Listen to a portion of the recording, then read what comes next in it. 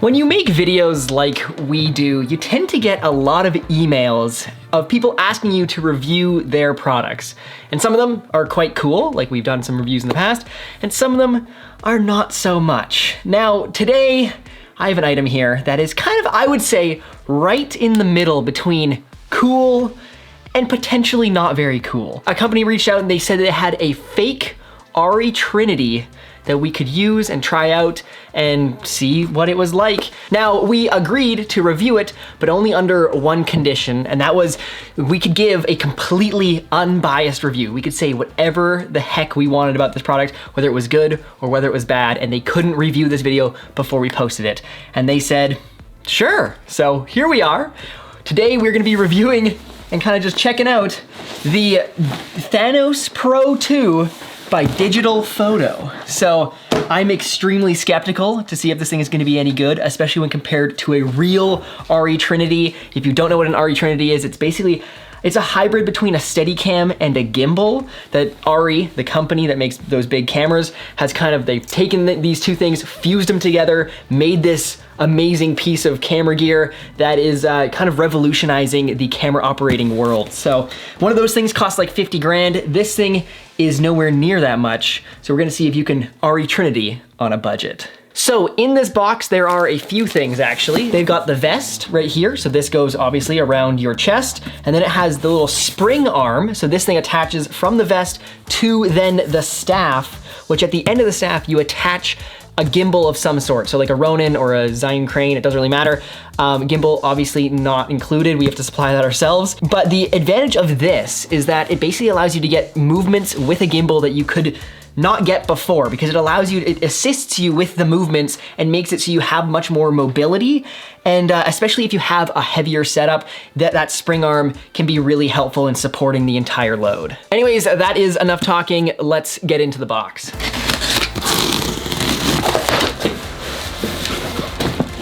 Okay, here we go.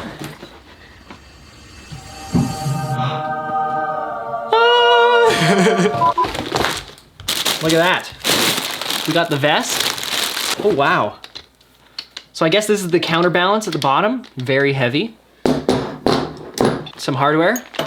A manual, which I'm not gonna read. A magic arm. A tube bearing of some sort. And we've got ourselves the spring arm, and I think that is it. Okay, so I've got all the pieces out of the box now. I think I am going to be reading the instructions because there's a lot more pieces than I thought there would be.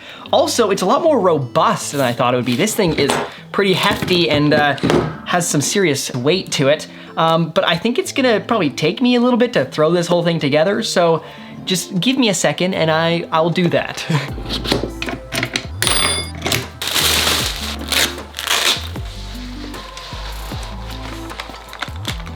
Okay, got that one. Okay, well, I am a little too skinny for this thing. There's a little bit of play here, but it is maxed out, so there's not really much I can do. But I'm gonna grab the arm, take the arm, slot it in here. Okay, there we go.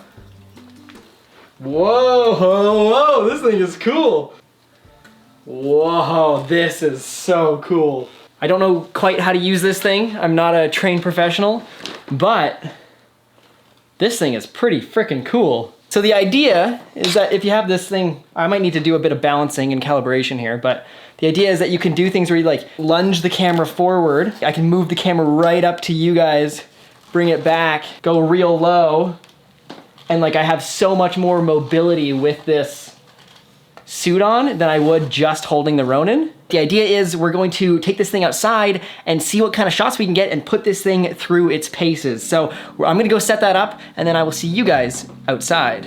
Before we head outside and test this thing out, let me tell you about this episode's sponsor, Surfshark. With most of what we do nowadays happening on the internet, security is extremely important. And one of the most effective ways to protect yourself when on the internet is by using a VPN. Now this is where Surfshark comes in. Surfshark is a secure connection between you and the internet. Essentially, all your data is routed through an encrypted tunnel before it reaches the outside world. This tunnel disguises your IP address, making its location and information invisible to everyone. Another advantage of using Surfshark is location spoofing. This means you can make it look like you're using the internet from anywhere else in the world. For example, you can use Surfshark VPN to access a different country's Netflix. In Canada, we still have one of my favorite shows, The Office, on Netflix. This means that if you are not from Canada, you could use Surfshark to then watch The Office on Canadian Netflix. Surfshark VPN allows you to gain access to 30 different Netflix libraries. Surfshark also allows you to use their VPN on an unlimited number of devices all at the same time. And to sweeten the deal, Surfshark is offering our viewers 83% off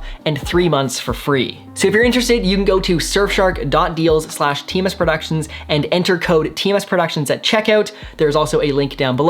We highly recommend it. Anyways, let's go and test this rig.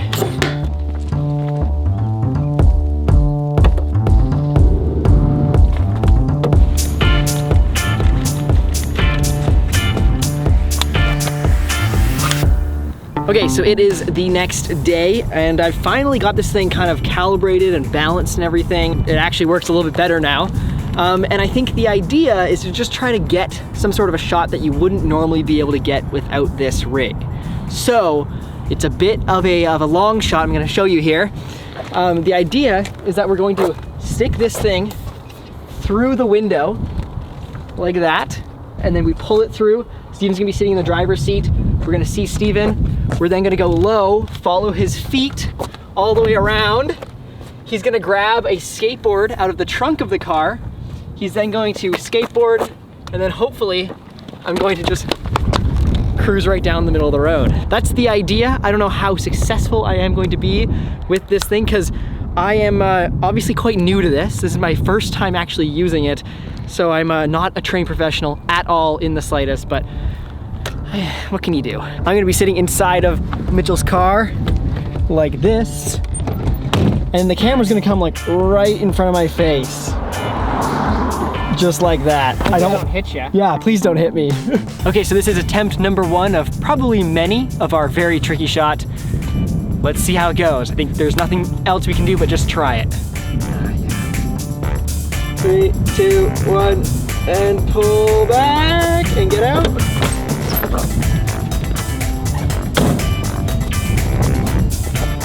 3, 2, 1, go. Go. This is definitely not as easy as I thought it was gonna be. One of the main challenges is actually just trying to fit this thing through the window, because you're stretched out like this, and this arm really likes to hit the bottom, as well as you're trying to keep the Ronin from hitting the top or the bottom or the side. You are quite literally threading the needle. Definitely kind of a pain. 3, 2, 1, go. Go. Okay, get out.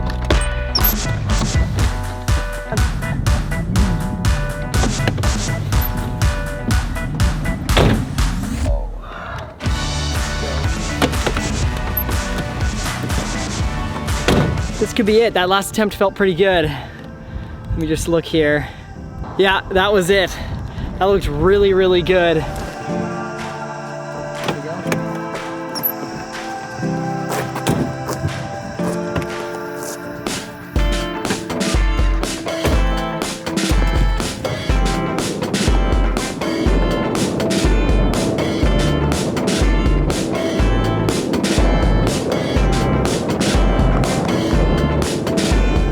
One of the main issues with this whole rig is that because you've got this spring arm here that is used to kind of support the camera, so your arms don't have to do a lot of the work, when you're trying to get low shots, it can be kind of a pain because you're like fighting against the spring. Ow, I just hit my elbow. Oh, that hurt. Ow. Anyways, you're fighting against the spring, which can be kind of annoying because the camera wants to come up as you want it to go down, and you're just trying to move around, and it kind of makes for a bit of some unsteady movements. So especially when Steven's getting on the skateboard there and I'm running down the road, it's kind of painful.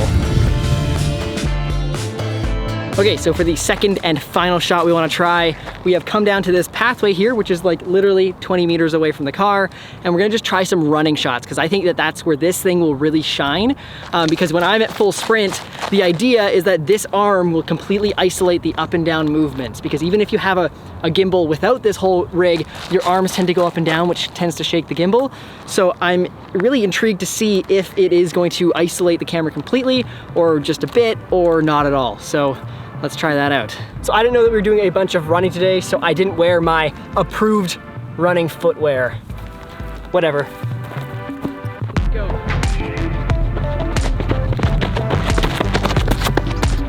Running take number 2. Keep going. Okay, that was not good. Another thing with this whole rig is that because it attaches right here, all the weight is like pushing right here on your stomach, because it's kind of like levered over and really dig it in, which can kind of make it a little uncomfortable. So this is not good to wear for a long period of time.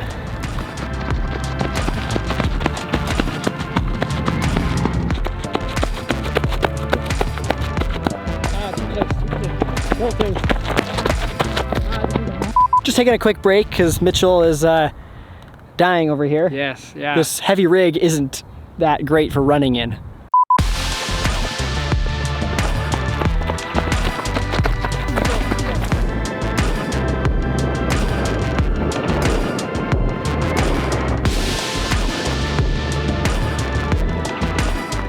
How was that last shot? It looked pretty good on this little screen here, but we're only gonna be able to tell once we get back to the computer. So I think that's exactly what we're gonna do, and we're gonna see you guys back in the office.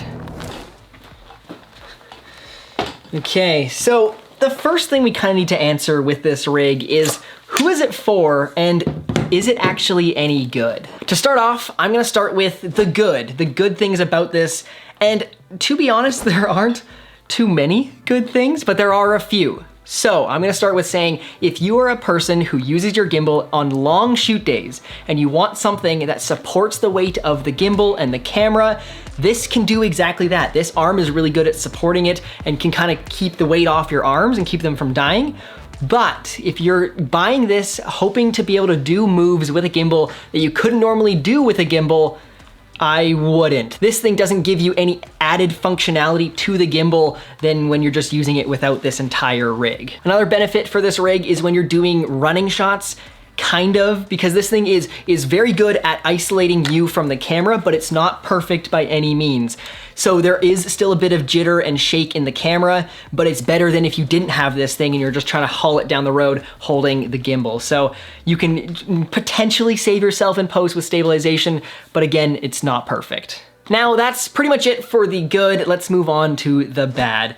This thing is very cumbersome. It gets in the way quite a bit, especially if you're trying to do low angle shots. You're really forcing against this arm just to get the camera down towards the ground. Another thing is the price tag for this whole rig. We didn't know how much this thing was before we unboxed it, but we did a bit of research after, and to buy this whole rig without the gimbal, you're looking at $1,600 US, which is a lot. And when a gimbal costs $800, this whole rig is $2,400 US, and it doesn't do anything that I would say is worth $1,600 on top of what you paid for your gimbal. At the $1,600 price tag, if you're looking to get running shots that are smooth, honestly, you'd be better off buying a one wheel and using that with your gimbal, because that would be a whole lot cheaper as well as supply you with much smoother shots. Also, I would like to say that there is a learning curve with this whole rig, so please take whatever I'm saying with a grain of salt, because I have only used it for about 2 hours, but if you're the type of person who has like years of experience on this kind of stuff, you might have a completely different experience. At the end of the day, would I recommend this rig? Honestly, probably not. It has a very niche case scenario, and this is probably gonna be the only time I actually use this. So it's a hard sell. It doesn't do anything crazy, it doesn't add any functionality, and it is a lot of money. So with our workflow and the type of filmmaking that we do, this just doesn't fit in all that well. But if you are someone who thinks that something like this would be really beneficial to you, there's going to be a link down below if you want to get your hands on one of these things. Go follow us up on Instagram at @TMSProductions_. Also, there's going to be presets and digital assets linked down below. They're new. If you want to check them out, definitely support the channel. That's awesome. And subscribe, comment, like, do all that stuff. It really helps us out. And we'll see you guys in another video.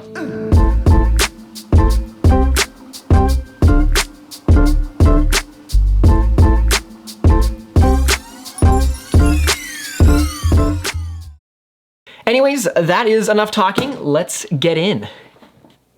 Let's get in. Restart that one.